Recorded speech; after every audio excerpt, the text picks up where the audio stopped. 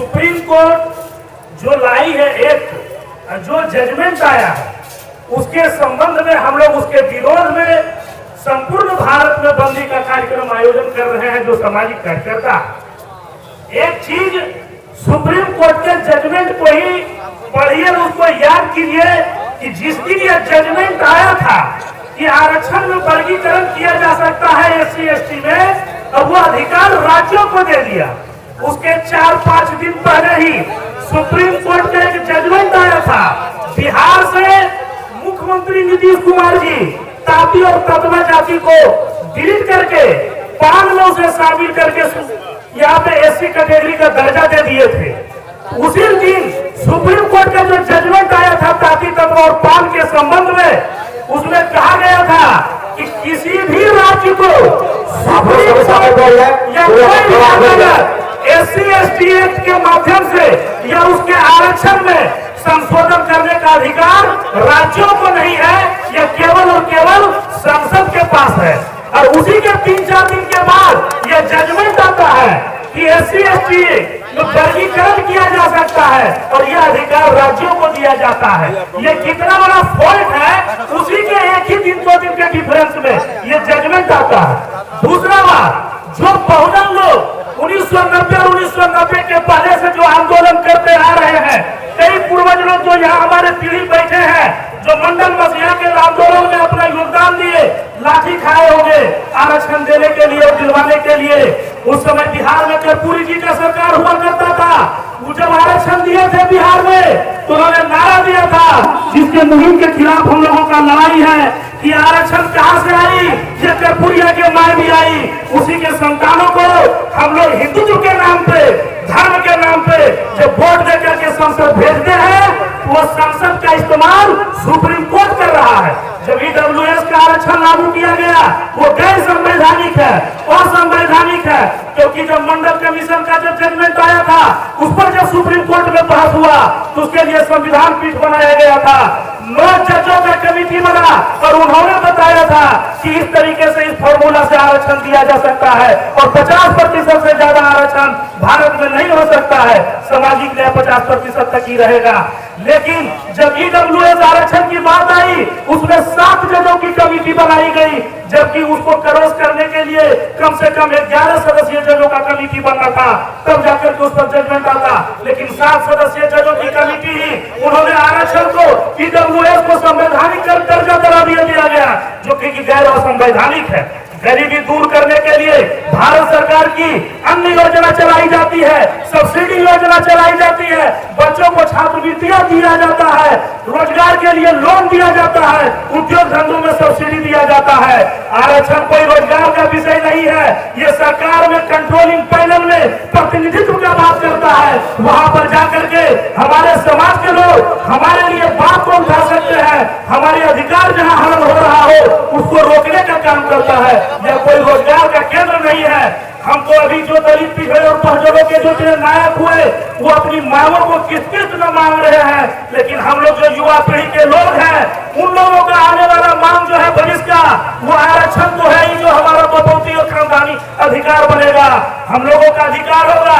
जितने भी यहाँ दलित पिछड़े बहुजन के लोग हैं, इन लोगों के पास जमीन नहीं है, किसी के पास 2 डिसमिल है, किसी के पास 1 डिसमिल है, कोई भूमिहीन है, किसी को सरकारी जमीन का पट्टा मिल गया है, लेकिन उस पर कब्जा नहीं कर पा रहे हैं। तो सुन लो, जो बहुजनों के अधिकारों को हनन करने का काम कर रहे हैं, जो सबक मीडिया वहां बैठ करके उनके चाटुकारी चलाते हैं, जो सुप्रीम कोर्ट में बैठ करके मनुवादी व्यवस्था को चलाते हैं, जब इस बहुजनों के घरों में रहने के लिए जमीन कम पड़ जाएगा, ये भूमिहीन समाज जब जागेगा, तो पूरे हिंदुस्तान से जमींदारी को खत्म कर देगा। अगला कदम आंदोलन का जो रहेगा, इस डायरेक्शन में मुड़ेगा। हमारे जितने भी पूर्वज हुए इस संपूर्ण भारत में, चाहे वो बाबा साहब गडकर हुए, डॉक्टर बाबा साहब भीमराव अम्बेडकर हुए, सावित्रीबाई फूले हुए, ज्योतिराव फूले हुए, या हमारे पेरियार साहब हुए, जितने भी काशीराम हुए, किसी के अधिकारों को हनन करने की बात नहीं की। वो संपूर्ण भारत में सबों का समुचित न्याय मिले, ऐसी व्यवस्था लागू करने का प्रयास किए। लेकिन जब इन सवर्णों के हाथों में सत्ता मिलता है, वो अपने अधिकारों की बात न करके वो बहुजनों के अधिकार को छीनने लगता है। जब हम लोगों की आबादी है, जल जमीन जंगल हमारा होना चाहिए, और हम लोगों पर अत्याचार हो रहा है। जब हम लोगों को एक पेड़ काटते हैं उस पर तरह तरह का धारा लागू होता है। अंबानी और अडानी को छत्तीसगढ़ का इकोसिस्टम कहा जाता है, पूरे भारत का हंसदेव जंगल को काट दिया गया। अगर हम लोग एक पेड़ काटते हैं तो जंगल चले जाते हैं, FIR हो जाता है हम लोगों के ऊपर। इस तरह का अत्याचार है। आरक्षण जो विषय है, हम लोगों के युवा पीढ़ी इस बात को नहीं समझता है। हम लोगों के जो सामाजिक कार्यकर्ता है वो थोड़ा गांव में जाना कम कर दिया है। उनको यह दिखा दिया गया कि आरक्षण से नौकरी लगता है। आरक्षण केवल नौकरी का विषय नहीं है, आरक्षण बेरोजगारी का विषय नहीं है, आरक्षण प्रतिनिधित्व का विषय है कि अगर आपका कोई मार करके माथा फाड़ देगा, अब जाइएगा केस में मारेगा तलवार से और बाहर लिख देगा कि इसको मारा गया, दीवार में टकरा गया है, आपका इंजुरी फाइल हो जाएगा, केस फाइल हो जाएगा। ऐसा अत्याचार नहीं हो। जबकि जाकर के बहुजन का भी डॉक्टर रहेगा, उसका मेडिकल रिपोर्ट जांच होगा कि तुम सही लिखे हो या गलत लिखे हो। जजमेंट जब होगा वहां पे कोर्ट में, तो वहां पर हमारे लोग होंगे जज में, जाति के आधार पर फैसला नहीं दिया जाएगा, उसको न्याय किया जाएगा। कॉलेजियम से जज चुने जाते हैं। DY चंद्रचूड़ के पिताजी भी जज थे, उनके भी पिताजी जज थे, और वो हम लोगों को बताते हैं कि तुम क्रिमिनल हो, तुम आरक्षण से लाभ ले लिए हो। बताइए, लेटरल एंट्री का परीक्षा हुआ, जो IAS ऑफिसर बनता है मिनिमम 5 साल पुराना IAS होता है, तब जाकर के वो ज्वाइंट सेक्रेटरी बनता है। और अभी जो लेटरल एंट्री के माध्यम से सरकार बहाली निकाला, वो डायरेक्ट संयुक्त सचिव के पद पर, कोई आरक्षण नहीं है उसमें। जब हमारे हवलदार, दरोगा, चपरासी कर्मचारी बनने के लिए लेफ्ट राइट दिन रात परीक्षा देता है। आज भी बिहार पुलिस का परीक्षा, बताइए कितने लोगों को परेशानी भी हुआ होगा। रोज ट्रेन में सूत रहा, शौचालय में सूत रहा, प्लेटफार्म पर सूत रहा, क्या बनने के लिए? तो बिहार पुलिस और दरोगा, और लेटरल एंट्री से संयुक्त सचिव हो जा रहा। हम लोग जितना लफुआ कैटेगरी के BA पास और LLB रहता है, उसका खानदान का आदमी मंत्री और मंत्रालय में बैठा है, सब लफुआ को चूर चूर करके जो दंगाई और गुंडाई होता है, उसको हाईकोर्ट और सुप्रीम कोर्ट का जज बना दिया जाता है।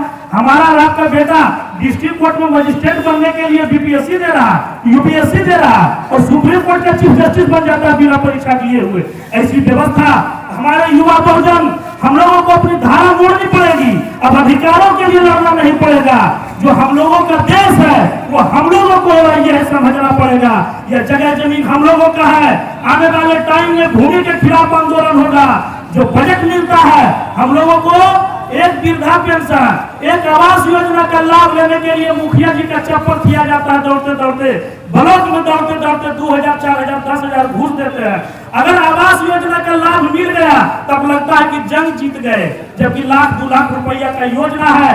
अंबानी और अडानी को हजारों करोड़ रुपया का पैकेज दे दिया जाता है, कर्ज माफ कर दिया जाता है, और हम लोग मुकदर्शन बन करके रह रहे हैं। हमारी अगली लड़ाई जमीनों को लेकर के होगी।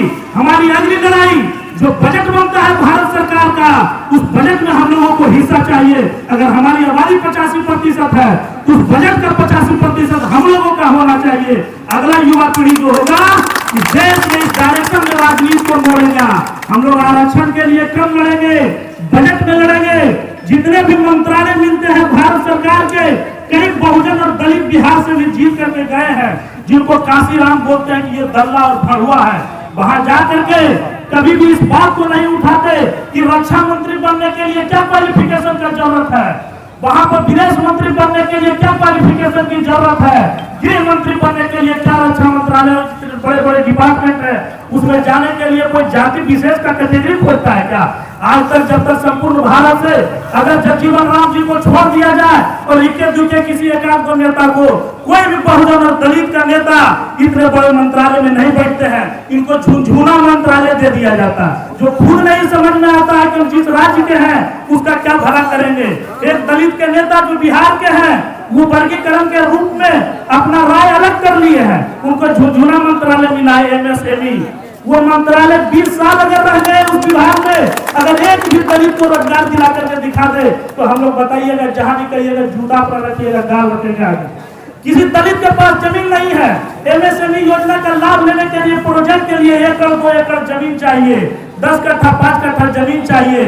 हमारे दलित और बहुजनों के पास जमीन ही नहीं है, वो लाभ किसको दिलवाएंगे? और उसके बाद जब इतना बड़ा ग्रुप है दलित का, जब हम लोगों का 19-20% आबादी दलित समुदाय का हुआ तो 65% रिजर्वेशन कैंसिल कर दिया गया।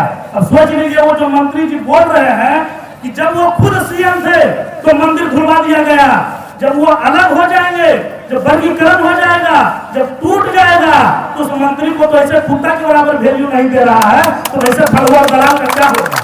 ये हक है युवा पीढ़ी, इस बात को सोचो कि आप लोगों को सावन में कांवड़ यात्रा करवा दिया, कर्ज लेकर के बोलो बम जय महाकाल का टीका लगा लिए, और जो बाबा साहब का सर्टिफिकेट था आपके माथे पे, अधिकार जो था, वो तमगा जो था हम लोगों का, वो छीन लिया जाता तो उसी सावन में।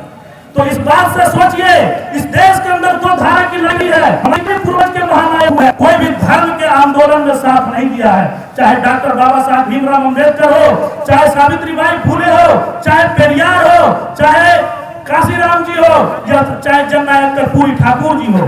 धर्म का आंदोलन बहुजनों को गुलामी की ओर ले जाता है, अम्बेडकरवाद और बुद्ध के रास्ते हमें आजादी की ओर ले जाता है। संपूर्ण भारत में जहां भी खनन होता है, जिस अयोध्या का गुणगान किया गया, वहां से भी चुनाव हारे वो, वहां भी साकेत उसका नाम था, वहां भी मूर्ति बुद्ध का मिलता है। आप चले जाइए बासुकीनाथ, जिसको आप लोग बोलते हैं, उस वो मूर्ति बुद्ध का है, उसको मॉडिफाई करके शिवलिंग का रूप दे दिया जाता है, कई मंदिरों को तोड़ा गया।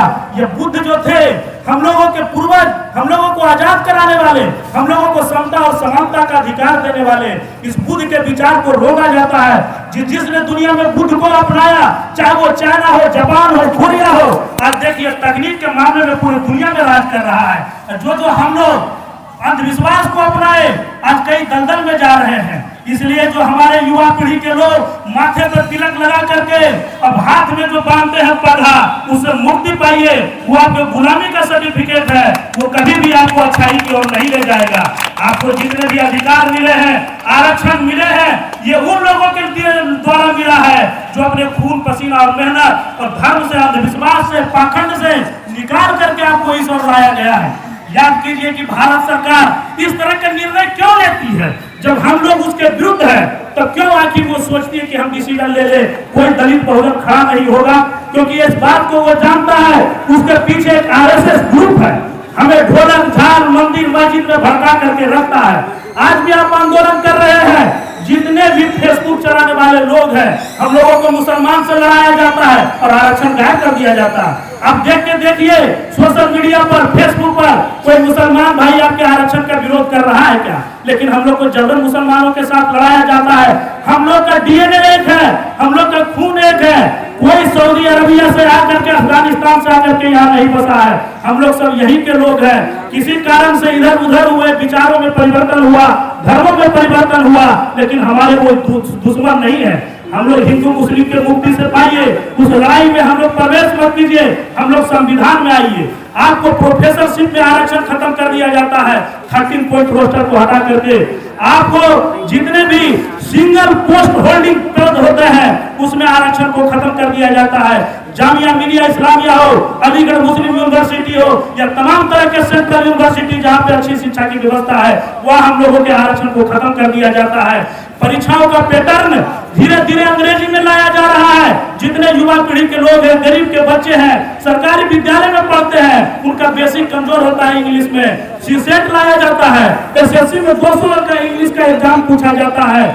जिस बच्चे को रहना चाहिए बीपीएससी का पदाधिकारी, वो भाषा के डर से, जिंदगी के चौचौंध के डर से वो फॉर्म भरता है बिहार पुलिस का, वो भरता है ग्रुप डी का।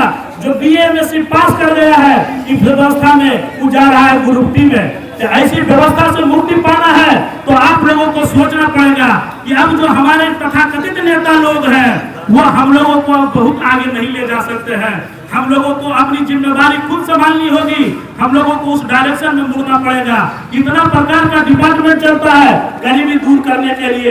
35 साल से बिहार में बहुजनों का सरकार है, क्या कोई बता दीजिए कि पशुपालन विभाग से 10 गो योजना का हम लाभ लिए हैं, मत्स्य विभाग से 10 गो योजना का लाभ लिए। हम लोग का आदमी अब तक कार्यालय नहीं देख पाया है कि जिला में किधर मिलता है मत्स्य का कार्यालय, किधर है गव्य विभाग का कार्यालय, किधर है समाज कल्याण का विभाग का कार्यालय। जो छात्रवृत्ति हम लोगों को मिलता था पढ़ने के लिए, हम खुद 6 लाख रुपया छात्रवृत्ति लिए बिहार सरकार से, तब जाकर के पढ़े थे। 2015 से बिहार में छात्रवृत्ति को बंद कर दिया गया। और आप लोग पेपर में देखे होंगे, एक न्यूज आया होगा कि जो SC ST का छात्रवृत्ति का पैसा आता है, उस पैसा से पुल, रोड, सड़क और नाला बना दिया जाता है, आपके बच्चों को मिलता नहीं है।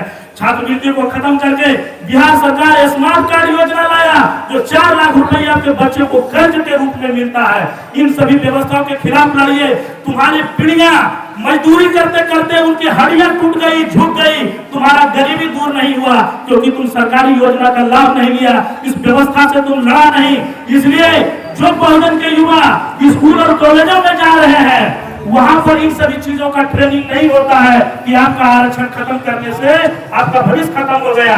ऐसे सामाजिक संगठनों से जुड़िए, जहां कार्यक्रम होता है अपना योगदान दीजिए, अपना हक और अधिकार को समझिए, तब जाकर के आपका भविष्य उज्जवल होगा। जो लोग इस चीज के लिए लड़े, उन सभी लोग बेहतर जीवन जी रहे हैं, और जो घरों में बैठ गए वो अधिकारों से वंचित हो गए। इसी के साथ जय भीम, लाल सलाम, जय भारत।